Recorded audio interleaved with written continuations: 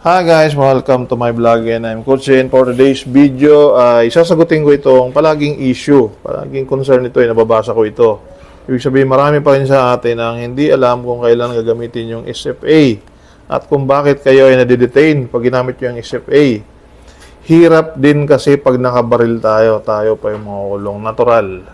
Natural na makulong ka dahil may binaril ka.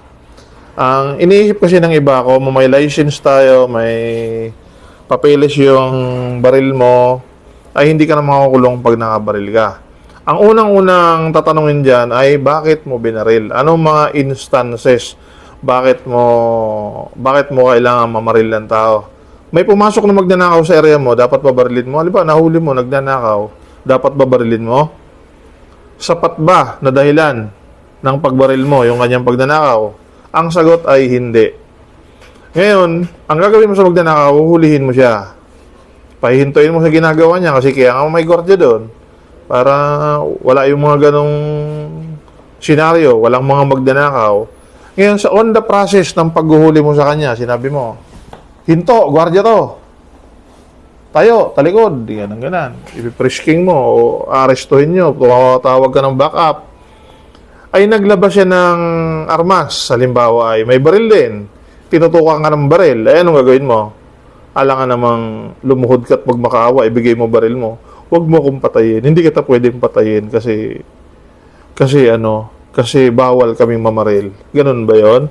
Armed and dangerous na ang kategory nun. Tinutukan ka ng baril.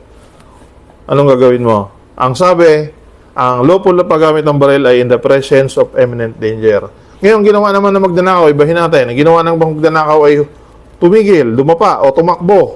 Tumakbo palayo sa'yo. Hindi mo yung pwedeng barilin kasi walang imminent danger. Tumatakbo na nga tumatakas na nga Kung nakatakas yun, di gawan mo ng report. Bilangin mo kung ilan yung ninakaw. Yun lang gawin mo. Pero hindi mo pa pwedeng nakatalikod sa'yo, uupakan mo. Babarilin mo. Ngayon, halimbawa naman, lessen natin yung threat. Gawin natin, kumuha lang ng panaksak. Sasaksakin ka. Mas maliit sa'yo. Mas may power ka, mas may iba kang po pwedeng gawin. Babarilin mo ba? Baka questioning ka pag inulo mo yun. O binaril mo sa fatal, mako-question ka. Kasi may iba ka pang pwedeng gawin. Halimbawa, yung nagnanakaw ay minor de edad, tapos walang isang paa.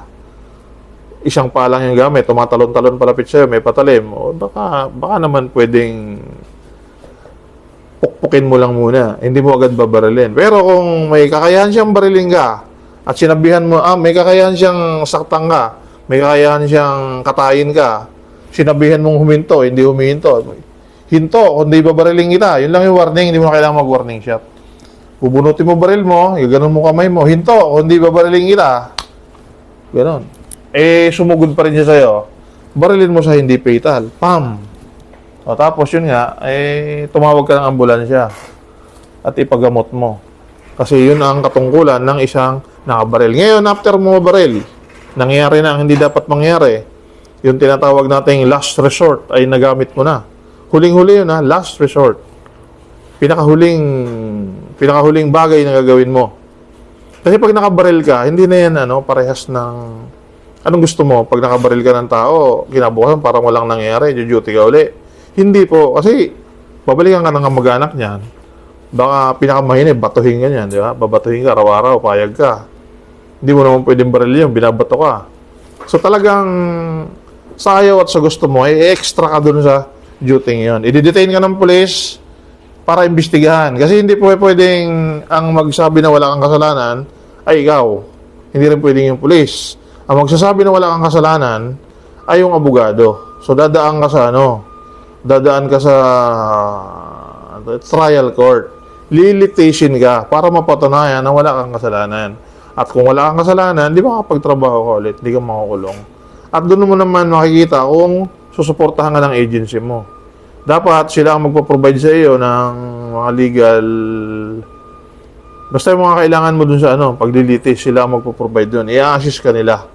Kaya huwag po tayong matakot sa mga ganoong senaryo na nakatutok na sa'yo. Hindi ako pwedeng bumaril kahit nakatutok na sa'yo.